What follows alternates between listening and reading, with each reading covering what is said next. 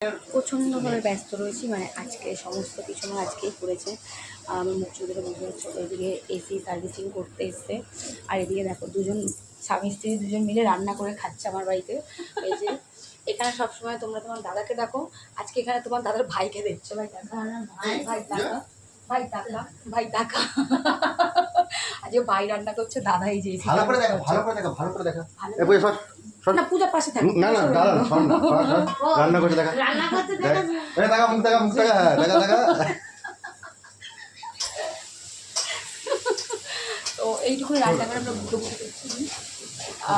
তো তারপর সমস্ত রান্নাবাড়ি এখন শুধু মাংসটা বানানো হচ্ছে, রান্না হচ্ছে ডাল, আলু সিদ্ধ আর চিকেন, আর এখানে হচ্ছে মিষ্টি। এই হচ্ছে আমাদের রান্না। গরু চিল্লাচ্ছে, একটু সার্ভিসিং করে গেল এসিটা, কারণ এসি নেওয়ার পরে এখন অব্দি একবারে সার্ভিসিং করা হয়নি। আর এখানে আমার ভাই আর ভাইয়ের দুজন মিলে রান্না করছে, আমিও হেল্প করছি। চলো বেশি না।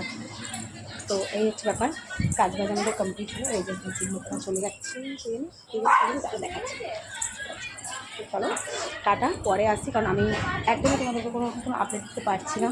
বাড়িতে লোকজন সব রয়েছে, ওই যে আমার ভাসুর রয়েছে, তো সবাই আর কি রয়েছে বাড়িতে।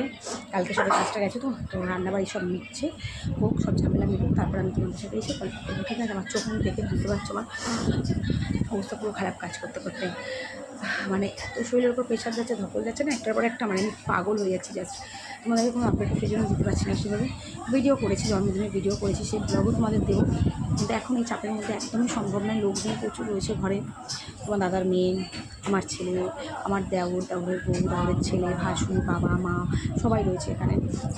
তুমি জানো সবাইকে নিয়েই আমার থাকতে আমি পছন্দ করি, আমার ভালো লাগে। একটা অনুষ্ঠান হলে তো সেরকমটা সবাই হয়। চলো আপাতত টাটা হয়ে যাই, পরে আমি আবার আসবো।